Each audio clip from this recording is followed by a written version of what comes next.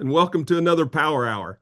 Well, I must say that old Fernando, the team slipped that one in on me this morning. And for those of you who followed the national championship football games and being an Indiana Hoosier graduate or Indiana University graduate and a Hoosier fan, you've heard that song Fernando by ABBA, and certainly became our theme song as the Hoosiers marched on to 16-0 and win their first national championship. Am I proud? Absolutely. So I'll give you a who's yours? How about that?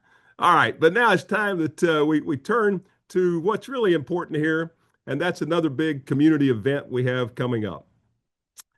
We're gearing up for the Chamber Ball. It's going to be this weekend, and we shine the spotlight on some very deserving individuals and organizations whose leadership and commitment make an extraordinary impact across the entire Low Country. The last I heard, we have about 12 seats remaining. So if you're interested in being part of the evening, there's still time. And I'd encourage you to quickly click below and get one of those 12 remaining seats. It will definitely be a night that you won't want to forget. Also, give a shout out to the Savannah Hilton Head International Airport. They're our supporting sponsor, and we certainly appreciate them helping us to make that happen. Today's program really captures who we are as a community and where we are headed. We're talking about culture, progress, conservation, and corporate leadership. Different lanes, all deeply connected, and each one helping to shape the future of this place that we call home. And today, let's begin with Lola Campbell.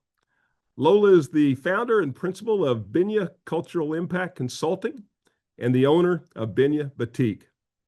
She's also a sixth-generation Gullah Islander, a deeply respected voice in cultural preservation. Today, she will share a documentary short developed by the Gullah community in partnership with the Chamber. The film captures the living culture of our Gullah community, not just the past, but very much the present and the future. Lola serves as the project's executive producer, and we're honored to have her with us this morning. Lola, welcome, and we're delighted to have you. Hi, good morning, Bill. Thank you for having me this morning. Happy to be here. I am really excited to share with you all a project that I've worked on for over the past year. As Bill said, it represents the living and evolving culture here, evolving culture of the Gullah community. Resilience in this film is the overarching theme, and I'm so excited for you to see the trailer and hopefully be able to attend on February 12th the screening of the entire documentary short, which will be at Mitchellville, historic Mitchellville Freedom Park from 6 to 8 p.m. Hallie, I'm not sure. Are we ready to play? Yeah. To be Gullah means to be part of a unique culture in America. It's love, it's family, it's community, it's pride. Everything good, bro? This place has an aura, like the ancestors are talking to you. There was so much more before Hilton Head that brought the Gullah culture to where it is now. Mitchellville is the place where freedom, liberation began. Mitchellville stands as the first town of self-governing formerly enslaved people in the United States. This is what all freedmen towns were supposed to look like. I am the sixth generation of people who have been able to overcome the ultimate challenge. I think we can be proud of our ancestors, but more importantly, we can be proud that we're carrying the legacy of them. That's the Gullah way, community, village. That's the only way we've survived. This Gullah way of life, this Gullah presence does not go away. But when my ancestors had this land, they had hope that their offspring would keep this land, grow it, and build on it. And that's the spirit that I move with.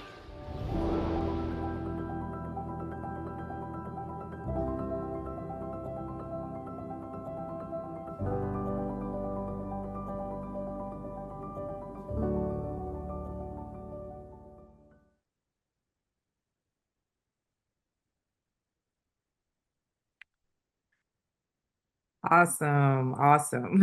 So, uh, this project really was deeply personal for me. Um, just very meaningful to be able to work on it, to be able to partner with the Hilton Head Bluffton Chamber of Commerce, um, to be able to tell this story and not only tell the story, but tell it authentically, and also make sure that it remains as the story of the community. And I really appreciate everyone who, made it happen. So I can't wait for everyone to see the entire film. Well, it's fabulous, and congratulations on that. We have some questions, Lola, that have come in, Sure. and the first one is coming from Samantha, and Samantha is asking how long it took you to make the documentary. So as I said, over the past year, we filmed and talked to different people.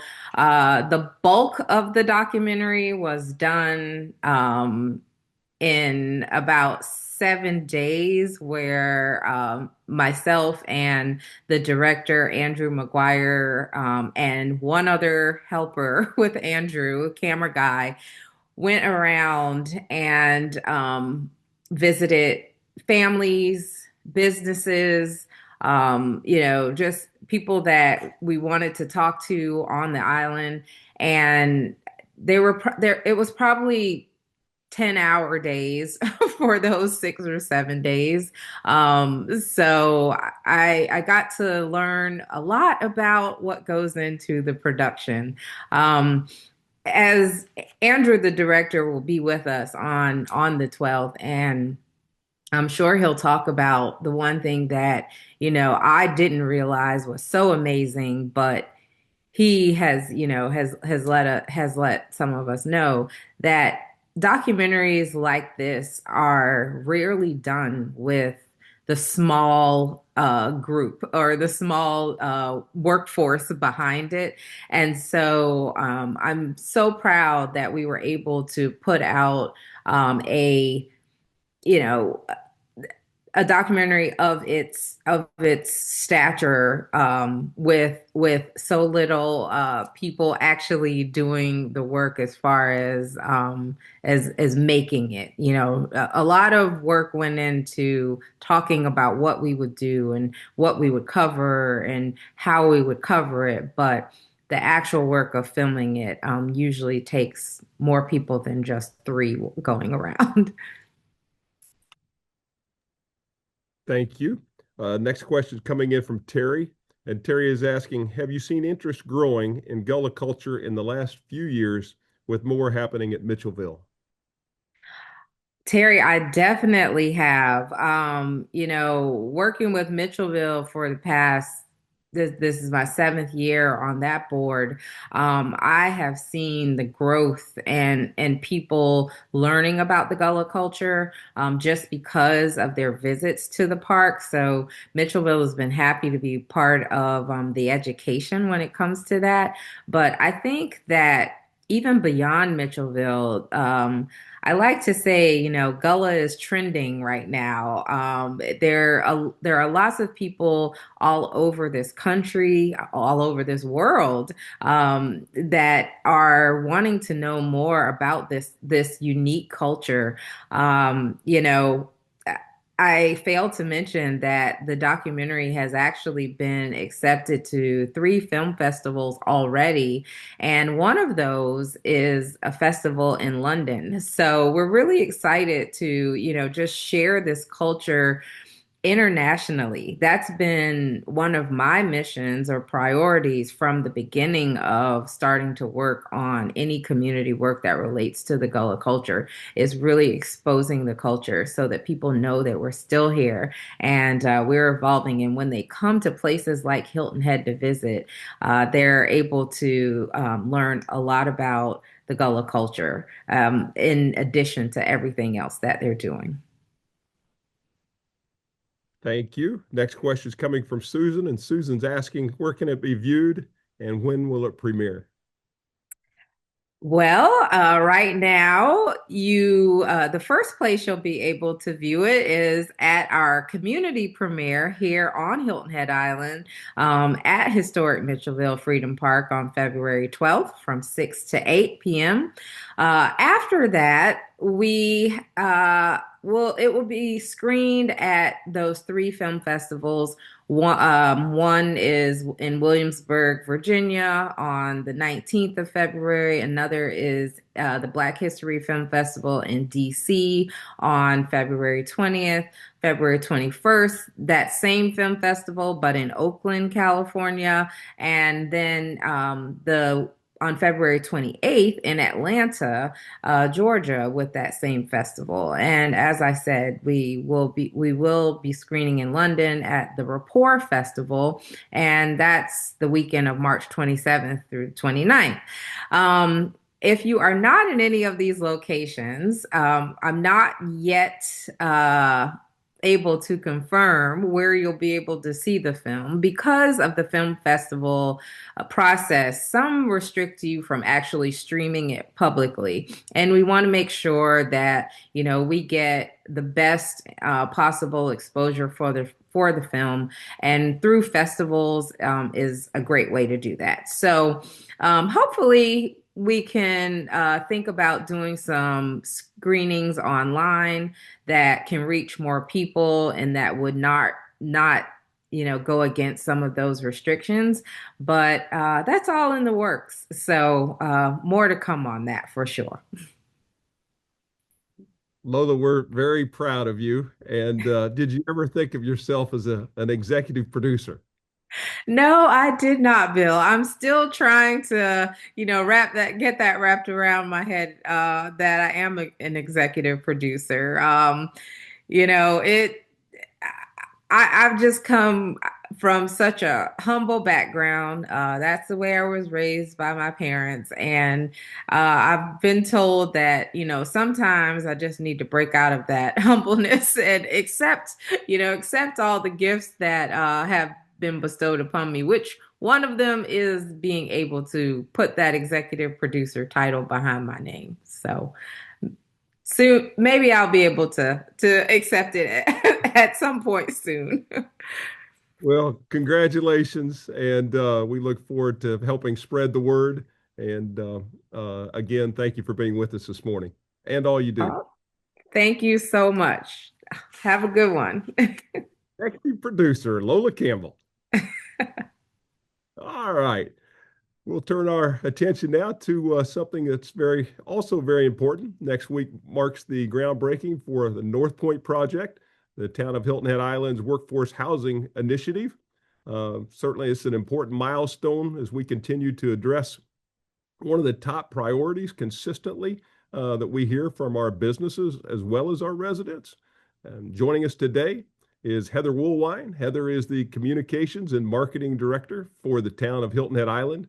And Heather plays a key role in keeping the entire community informed about major initiatives and those things that impact residents and businesses as well. So she'll share a little bit about North Point, the project, and we're looking forward to also hearing from Heather on some of the other projects that the town of Hilton Head Island currently has going on.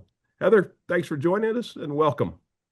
Thanks so much, Bill. It's always such a pleasure to take some time and talk with everybody here at Power Hour. If you give me just a second, I'm going to share my screen.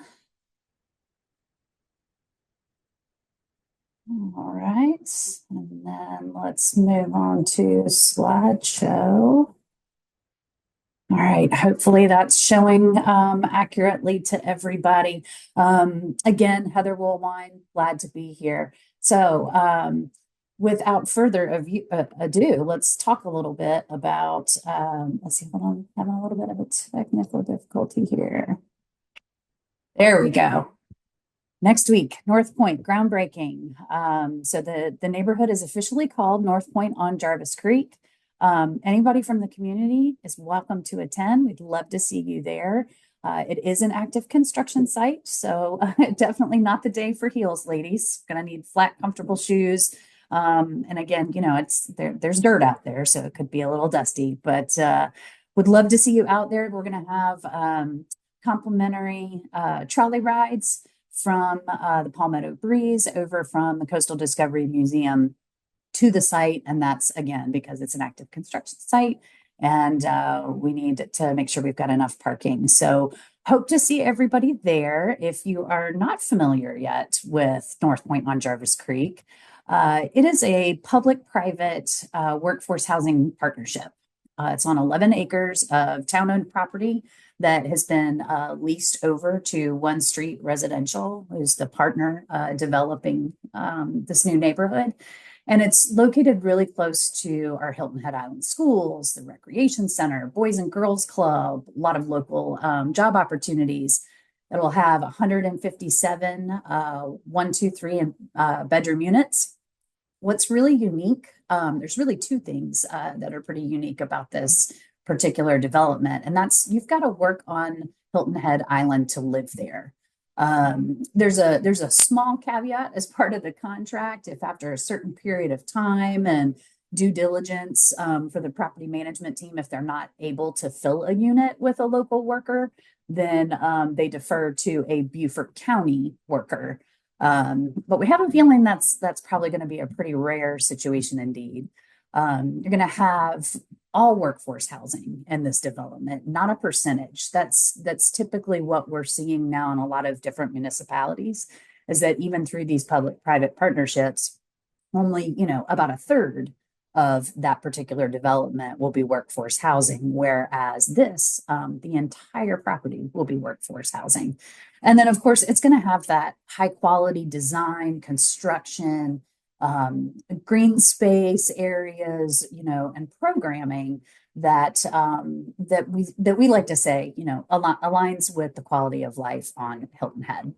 So just to zoom down a little bit further to give you a sense of space and orientation for where the development will be. In fact, you've probably seen they've started to take down some of the pine trees, but are thankfully leaving up a nice tree buffer there on William Hilton Parkway. And then I'll give you an updated site plan, relatively hot off the presses just from last week. I know it's a little bit hard to read or maybe see exactly, but again, I think the key takeaway here is the connectivity of the neighborhood. It's not about just putting some structures on a foundation and calling it a day. It's about making this a real community. As part of it being a community and being connected again to those things that we talked about, in particular our schools, the town is going to be working on an enhanced pedestrian route from North Point all the way to the schools. So that's going to involve various, smaller level projects to improve the roads, the infrastructure, the pathways, et cetera, in that area. So, and truly not just a benefit for North Point, but for everyone living over in that space. This is just, it's always nice to see a pretty picture of what something's going to look like. So these are some of the townhome concepts. And this is sort of the traditional, I guess, apartment or multifamily structure and what it will start to look like. So in that similar vein, I wanted to make sure everybody was aware that the town is moving forward with its next public-private workforce housing opportunity. And that'll be located over at 30 Bryant Road. So that's on 7 acres of town-owned land in the Muddy Creek area. And that, of course, is in the Spanish Wells historic neighborhood. What'll be different versus North Point is that we'll have a home ownership model with support for first-time buyers, sustainable, energy-efficient design and construction. And so this will be, not quite as many units probably as 157, of course, but another interesting and innovative approach to addressing the workforce housing shortage here on the island. If you're interested or know of someone who might be interested in that RFQ, it is live through our portal now through April 6th. And I want to bring up land acquisition because both of these properties. So what we're doing at North Point with One Street Residential, and of course RBC for Citizens Bank as the financing partner, and what we're going to try to do over at Bryant Road, or will do, I should say, is all in relation to the town's land acquisition strategy. So just to again frame that a little bit. Land acquisition has been a big part of managing growth on the island, and in particular in the last 2 years. So since 23, we've acquired 14 properties, and this slide's just a tiny bit outdated because we are, I believe we've acquired at least one, if not two, of the pending 12 when this slide was developed. Most importantly, one of that property being the new location of the fire rescue headquarters over on Park Lane. And they actually just started to move in end of last week and into this beginning of this week. Winter weather, or despite the winter weather. So we're really, really excited about that. But over 85 acres, $60 million, and a cool factoid about that is that, a quarter of that or so was funded through the Beaufort County Green Space Program. And then again, if you're not familiar with that program, the intent there is returning, particular properties, back to their natural state. So some of you may recall the 26 acres of property over the Mitchellville area, I believe. Some of that was purchased through the Beaufort County Green Space Program. So how does land acquisition, again, fit into sort of the larger strategy and where, the town is going in terms of protecting island character and managing growth? That's a lot of words on 2 pages. But the takeaway that I want you to have there is that land acquisition and responsible redevelopment as part of that land acquisition is a huge part of how we're going to reach this goal as part of our fiscal year 26 through 28 strategic action plan. If you'll recall, this is the action plan that's presented by town manager Mark Orlando over to our town council. And there's a lot of discussion and a lot of good, robust conversation around how to prioritize all the priorities, which I know is funny just to say out loud. But nonetheless, and I think, again, a tangential update that's really important to all of this, and I know that some of you probably have some questions about, is that under action items there, 1.6, 1.2, 1.3, and that's the land management ordinance. And so how is the future of the island being shaped through that process? So just want to give you an update. The task force was created in the fourth quarter of last calendar year. They have since met twice. Sort of an introductory meeting, and then their second meeting was held on January 26th, and that was where we really got into sort of the roles and responsibilities. But one thing I think is really important for people to know going into this process, because it is a very large undertaking. It's actually been going on already for over the span of multiple years. So in 2021, there was a process where essentially 11 priority amendments based off of the 2014 LMO update that had been done. There were 11 amendments that were targeted as priority amendments. And it makes me really happy to say that since that time, 10 of those things have been addressed. And within those 10, 36 different LMO and municipal code amendments have been adopted since 2021. So I think it's important because sometimes it can be difficult to see all of the work going on behind the scenes or take all of that work sort of together over time, through various town council actions. So there's been an intentional sort of march forward. I know as our mayor has said, to take a look at those things that worked well, take a look at those things that didn't work so well, and remedy any sort of unintended consequences. So the purpose of the task force is really going to be to review and make recommendations on LMO amendments, major updates that still need to happen outside of this 36. So, and again, from a public input standpoint, it's about making things easier to understand, making the document easier to use, maintaining high quality design standards across the island while still taking into account, those various community identities or cultural or historically significant identities in those areas. Clear and consistent regulations, again, so that those things are not open to interpretation depending upon who submits or who is on the side of the town. And then, of course, preserving island character. And there's already been some really great and interesting conversations about what that means.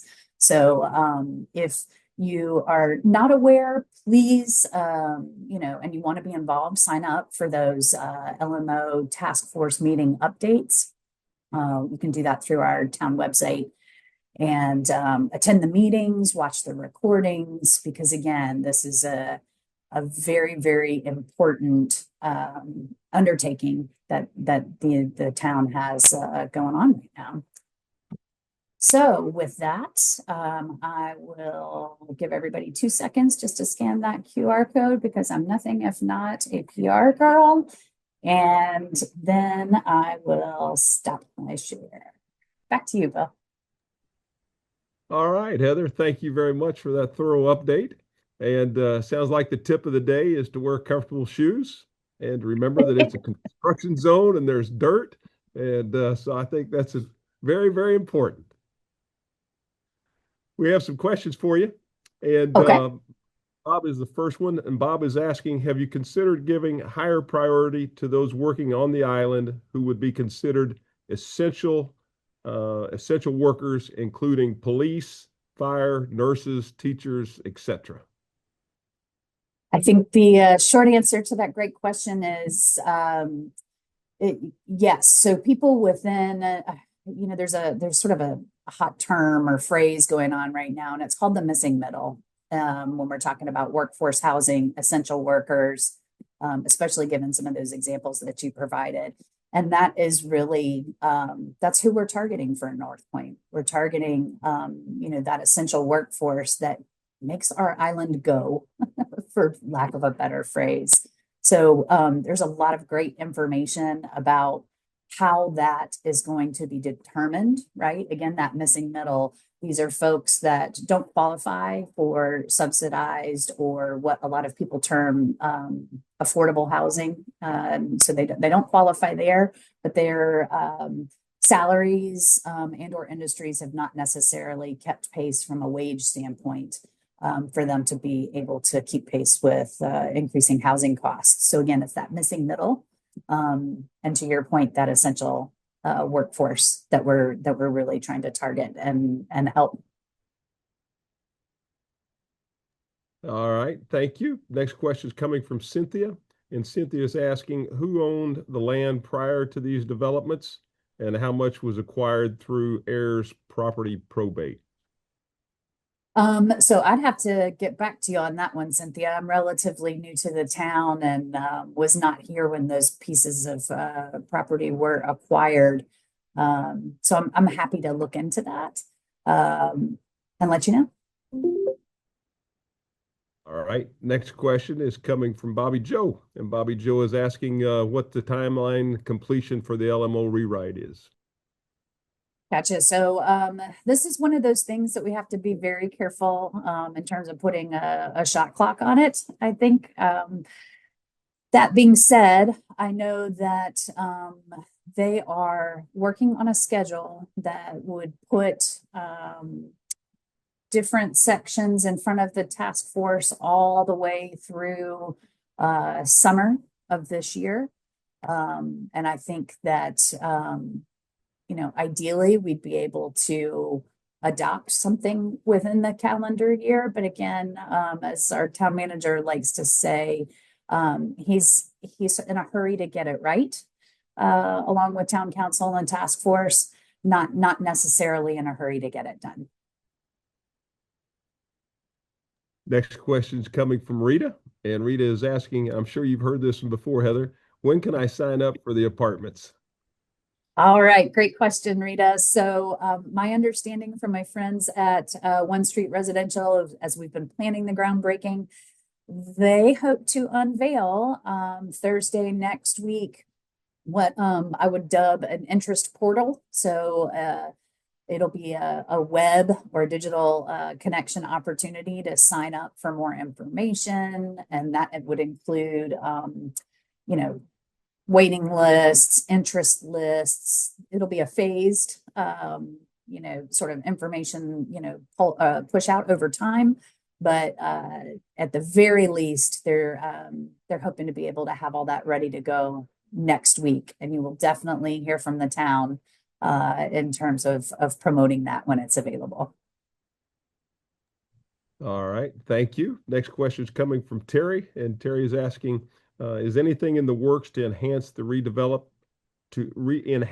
redevelop Northridge and the adjacent abandoned golf course? It's looking tired and not very Hilton Head-esque.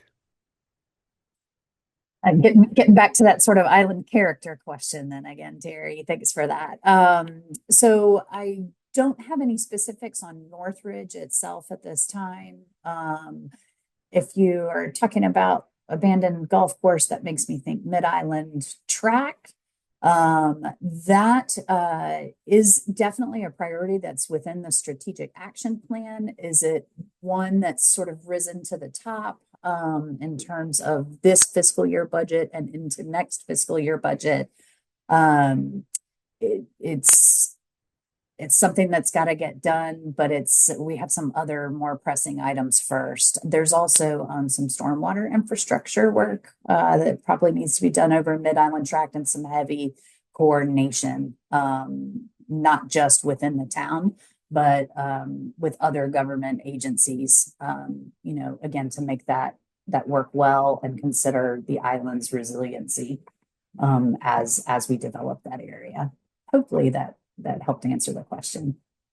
Yes, thank you. And the last question is coming from Marty, and Marty's asking, what's being done to preserve trees as part of the North Point project?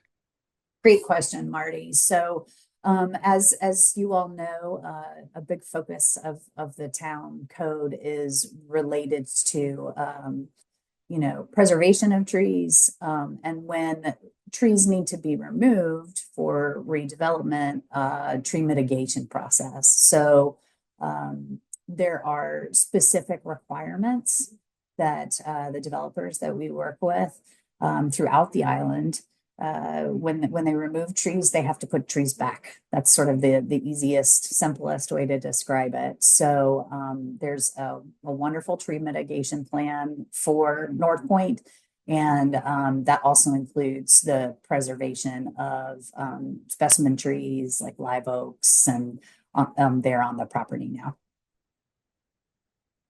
And there you have it, the always enlightening Heather Woolwine. Heather, thank you for sharing so much information with us today, and appreciate all you do and keeping everyone informed really on a daily basis for the town. Thanks so much, Bill. It's been my pleasure. Okay, we'll see you at the groundbreaking, ribbon cutting. All right, now it's time to turn something that connects really every one of us, and whether we realize it or not, when it comes to environmental conservation, what happens north of the Broad impacts those south of it, and vice versa. Courtney Kimmel is the director of the conservation for the Port Royal Sound Foundation. She and her team are working every day to protect and preserve one of our region's most natural resources. Courtney, thank you for being here. We appreciate it, and looking forward to you providing an update this morning. Yes, thank you for having me. Let me get my screen oriented here.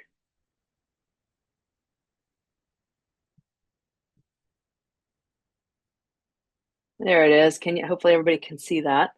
Yes, my name is Courtney Kimmel. I am the Director of Conservation at the Port Royal Sound Foundation. If you probably, I imagine many of you are familiar with our campus. We are located at the foot of the Lemon Island Bridge. The big tower that steps over the bridge is sort of the landmark of our museum, which is a free museum based in the old Lemon Island Marina location.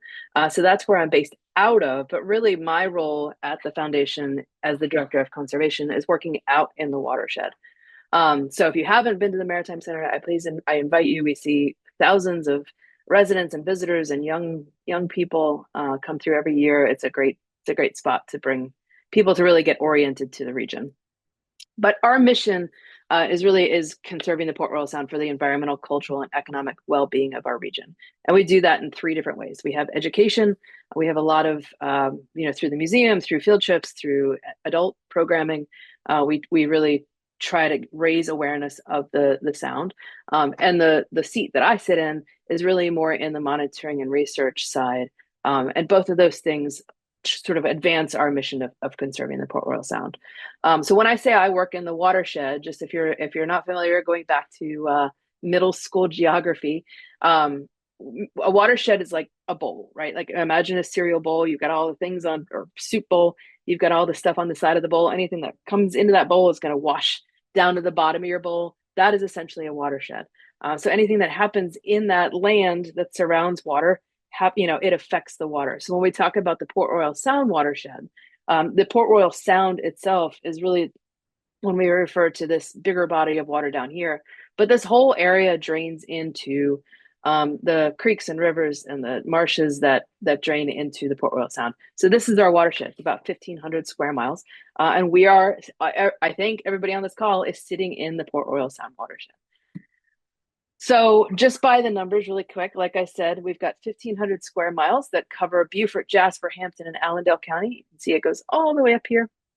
95 is right here, just as a reference, and that is the dividing line between what is sort of saltwater south of 95 and freshwater divide.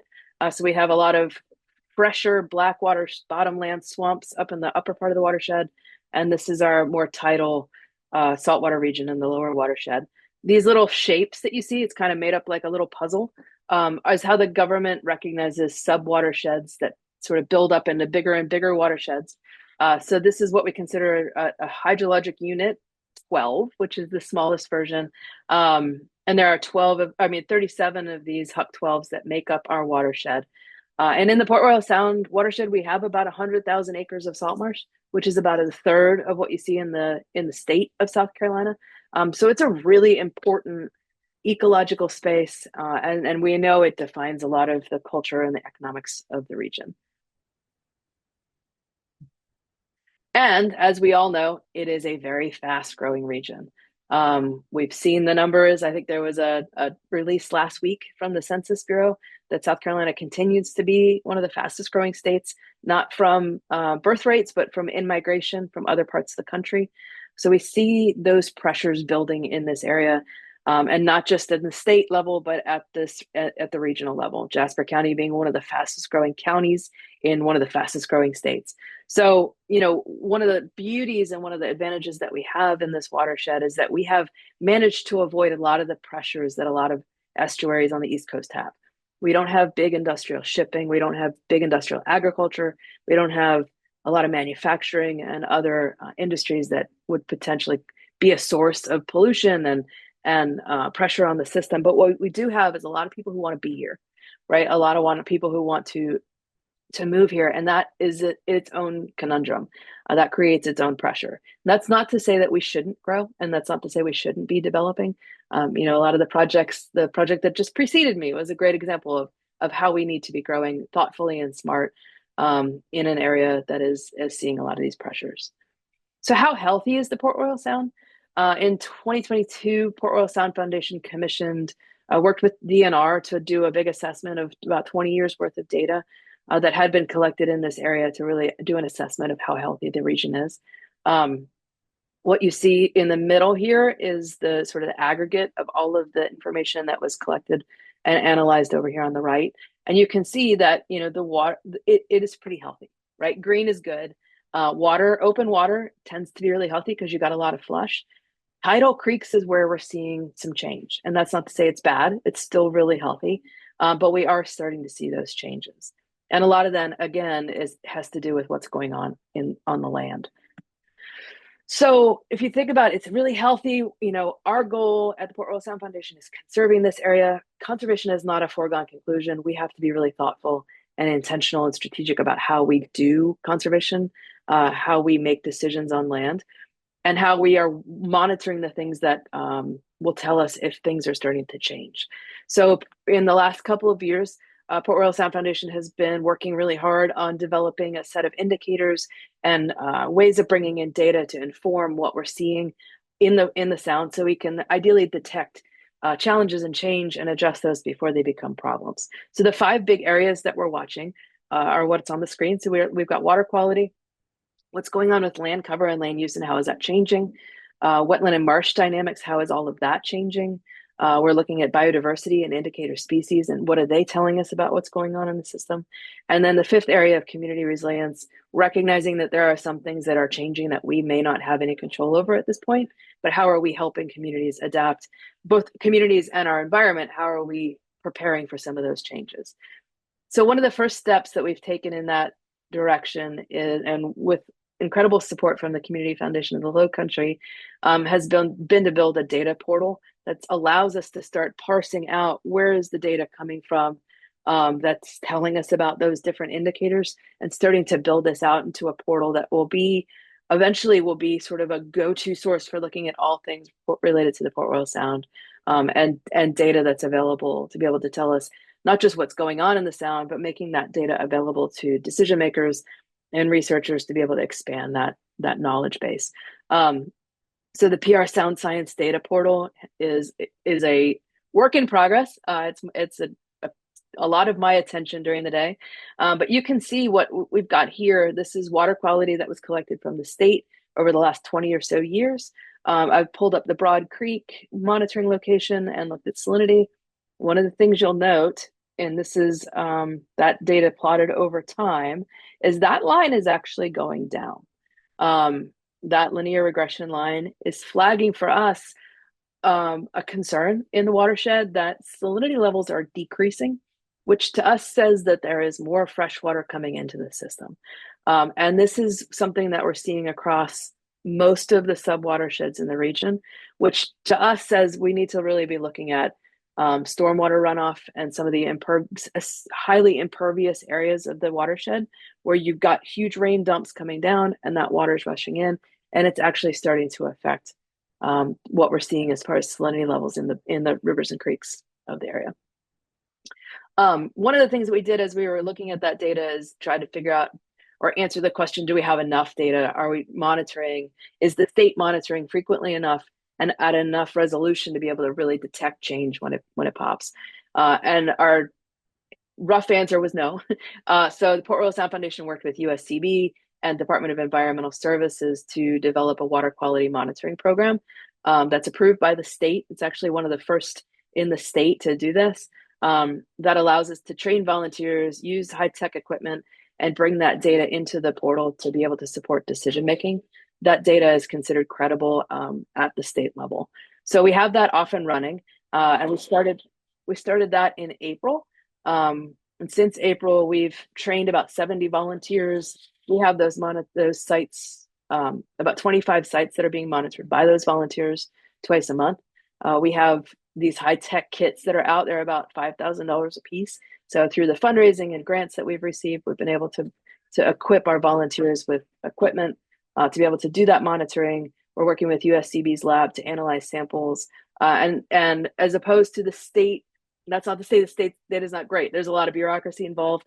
It takes them about 4 to 6 months to turn around data. We're able to turn that data around in about 2 weeks. So we are able to take a much faster look at what's going on in the watershed. And we have incredible volunteers that are helping us do that. So we're really proud of that.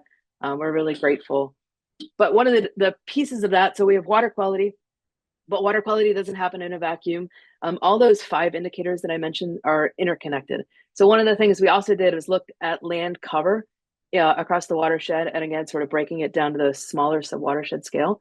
And you can see this is the map, the land cover map for Broad Creek.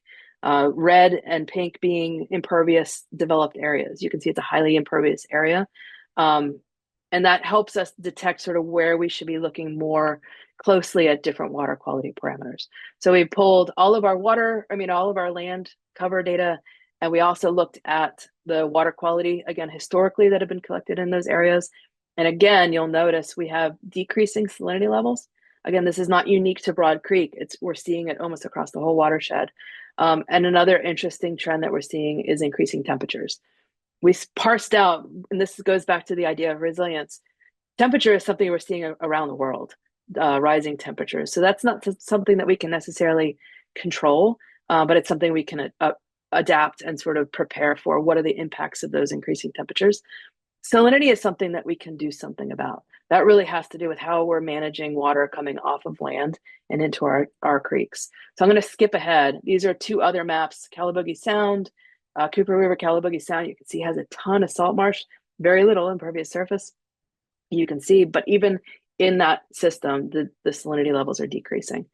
So one of the things that we looked at as well in all of these analyses is looking at rain and flooding and sea levels. And we are sort of a prime candidate for looking at some of the effects of what's stormwater doing to our system. We're seeing a ton of increased sort of rain bombs. That's probably not surprising to anybody here. This summer, we saw a ton of just rain dumps. So we're getting really intense rainfalls in short amount of time.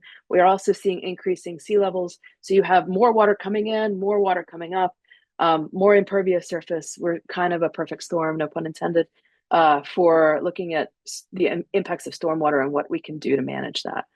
So we are working with a ton of partners, all of the municipalities and counties and all the stormwater managers in the region to look at how can we increase stormwater management voluntarily, if not regulatory. And again, we have great support from the Community Foundation to be able to do that project. That's something we're just kicking off in developing a suite of tools to bring in both stormwater data and also bring tools to bear to help increase stormwater management. So I know that was a whole lot. We're also doing really cool stuff with looking at marsh dynamics. This is a picture of us building a marsh monitoring station out in the mud. My car is very muddy right now. We are almost ready to start measuring marsh changes in elevation. So we've got lots of great stuff going on in marsh dynamics. Biodiversity, we have a lot of great projects going on that are engaging researchers, students, and just citizens in collecting information about what's going on with fish in the area, diamondback terrapins. We're looking at different rattlesnakes, birds, and all kinds of species that tell us what's going on in the region. So that's some really interesting and fun work that's going on. And then just a quick nod to a lot of the work that's going on with community resilience. We're coming at it from the water side. There's a ton of great partners in the region that are looking at how do we build resilience in the region. One collaborative that I'm really excited about is the Southern Low Country Resilience Collaborative.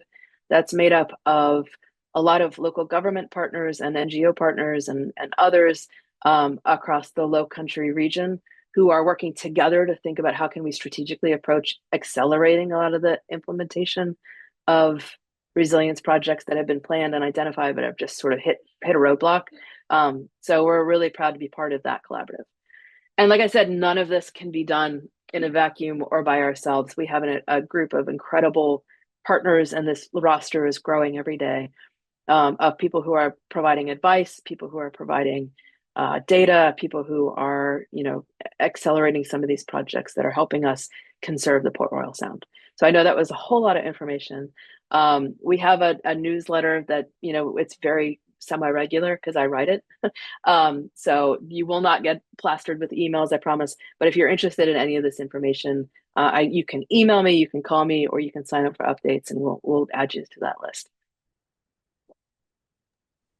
Courtney, thank you very much. We appreciate you being with us. We have a few questions for you, and that was certainly a comprehensive list of partners that you showed. So congratulations. Thank you. The first question we have is coming from Lisa, and Lisa is asking, how much does boating traffic impact the health of Broad Creek? Oh, that's a great question. And I don't really have a good, solid science-based answer. I mean, we work with researchers who are doing acoustic monitoring. They're hearing more boat traffic underwater, which they think is affecting some of the spawning patterns of different fish species, of dolphins. I mean, we see it, right? More wave energy in the marsh. I don't know that I have quantitative data to support exactly how that's affecting marshes. But obviously more boats are more energy, more noise, more risk of strikes, of all the things, but it also takes people out on the water. And so I feel like there's a balance that has to be struck of getting people out to appreciate the water and the environment that we all love and live in, versus how do we do that responsibly. So that's not a good answer, but it's something we do need to be thoughtful about. All right, thank you for that. And Renee is asking, what's the biggest pollutant in our waterways? Yeah. We live in an interesting area, again, where we don't have a lot of the concerns. I grew up on the Chesapeake Bay, and I started with the Chesapeake Bay Foundation, and we had huge nutrient pollution challenges from agriculture and sewers. And here, I think the biggest challenge is fresh water, which is not something that we normally think of as a pollutant. And if you look, like even on my wall here, I've got the different state sort of thresholds of what is considered within legal limits. There's no threshold for fresh water, right? But that is probably the biggest challenge that we're looking at in this area is more fresh water coming into the system, and what that's doing to the overall system and species that are highly salinity dependent. All right, and the last question that we have is coming in from Patty, and Patty's asking, how will Beaufort's green space buying provision impact the sound and our waterways? Yeah, you can't conserve water in a watershed without conserving the land around it. We work very closely on that partner slide. You probably saw we work with all of the different counties as well as all the different land trusts in the region, to really come at, like I said, coming at this conversation from the water side.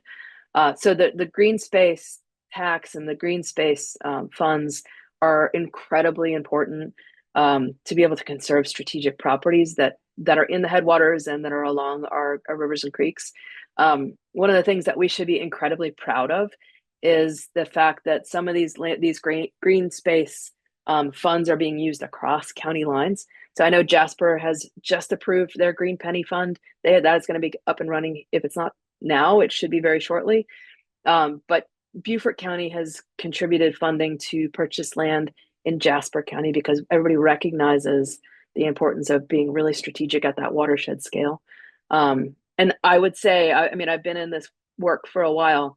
That doesn't happen anywhere else. I've never seen a county spend money across county lines to conserve land in a different county because it has such a strategic impact on the watershed. So that's something we can be very proud of in this region. We have a very, very strong conservation ethic at both the elected official scale, at staff, at the organizations and residents that live in the region and work in the region. Everybody seems to be pulling in the same direction, which is a nice, refreshing change from a lot of places. Well, we just had one more question come in, and that's coming Sure. from Thomas. Thomas is asking, how is the Port Royal Foundation funded? Port Royal Sound Foundation is about 30% through private donor dollars. We get county funds, grant funds from various sources. We have great supporters again in the land trust. I'm sorry, in the community foundation. That's primarily where we get our funding.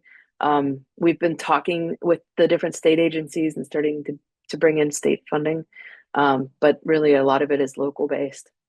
People who believe in the mission.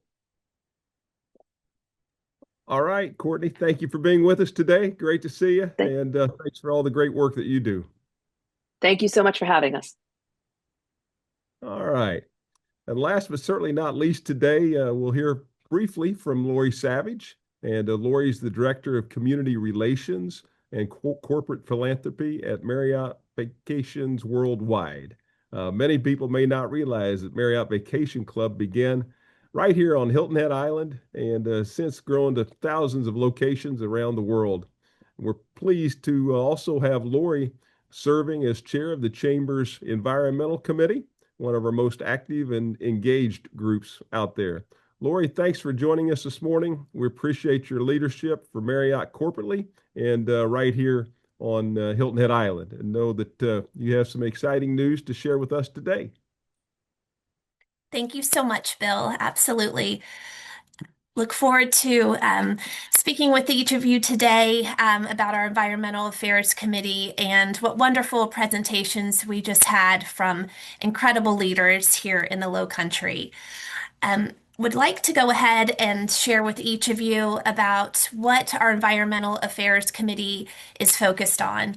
As you can see from this slide, we have 3 different areas that we focus on. We really want to ensure that education is paramount in everything that we do. So through meetings and other methods, we educate on a variety of environmental issues. Something that is very exciting for this committee, and this committee is newly formed. For just a bit of history, we started in April of last year. So as Bill said, we have some great momentum going and look forward to that continuing. But we've really delved into environmental assessments, addressing opportunities at local businesses to really help meet them where they're at and make them more sustainable. And lastly, we just really want to serve as an environmental resource for the business community. I know each of you on the call are running 100 miles an hour, and the more we can support you, the better we're doing as an environmental affairs committee. As we talk about education, we really look at the great subject matter experts we have across the state. And you can see, and I'm grateful for just hearing from Courtney, we actually had her as our last speaker of 2025 to talk about water quality monitoring in the watershed. But over the course of 2025, we had government, nonprofit, and business sector representatives speak to our committee to really educate us on areas that we can take back to our businesses to educate our teams about how to be more sustainable. We had individuals from DNR, Aaron Kleinhardt, COO of Strawfish, where they have a great disposable option for which upcycles marine waste, and Lauren Rust, who helped with the whale stranding we had last year here on Hilton Head, along with Amber Kuhn. We're really excited to share that with this committee. We have established a Guardian Award that will be presented at this year's Chamber Ball Saturday.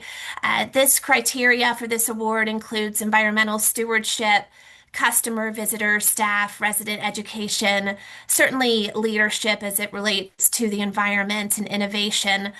We will be recognizing a local business, organization, or individual that certainly has demonstrated their commitment in this area and look forward to doing that on a yearly basis.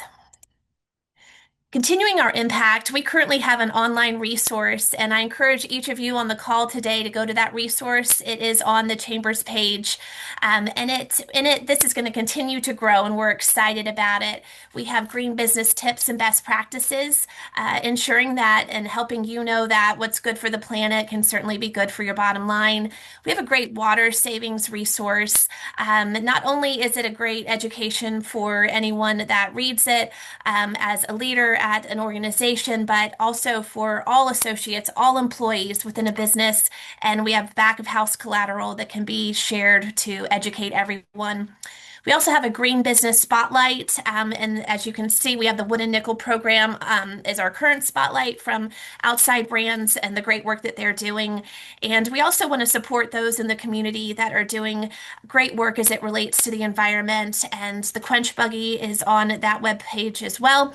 That started from the Low Country Environmental Club, and this is where you can reserve that also. So encourage you to go to that, learn some more about the work that we're doing, and continue to go to it as it will be continue to be built out.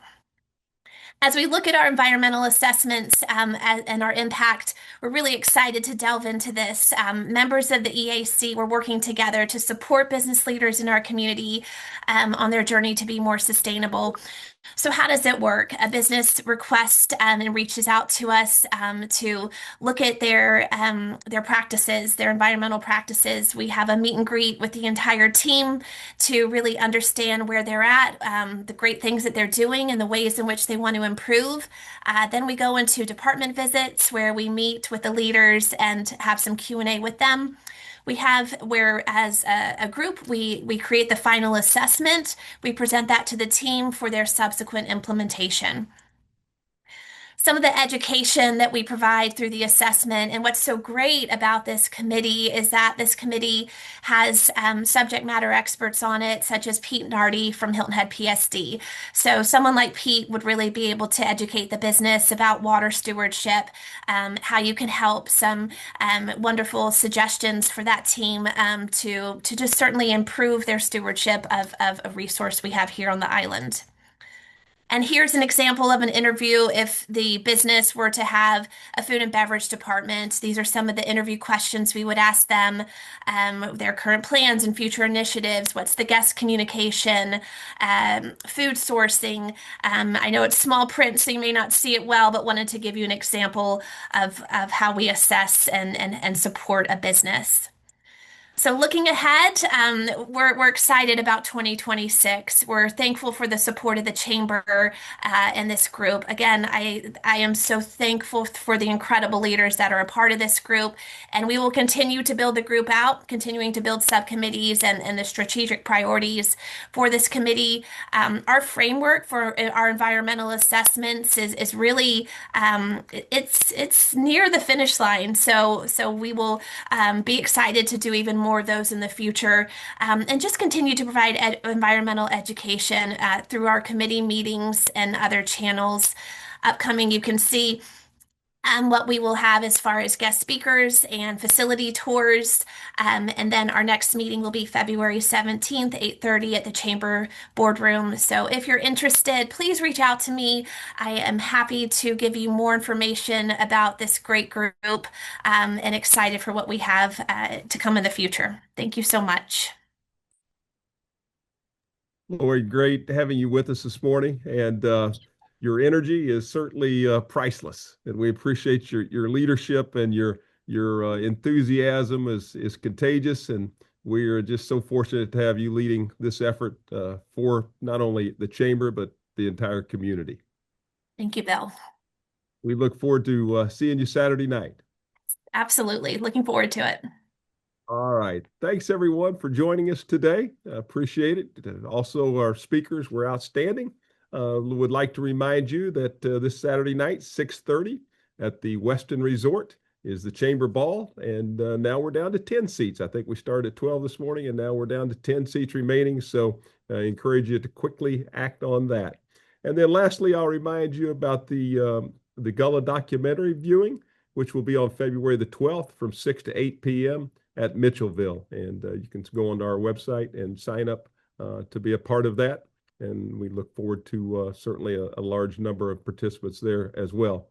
So thanks again for joining us. See you Saturday night, and have a great rest of your day.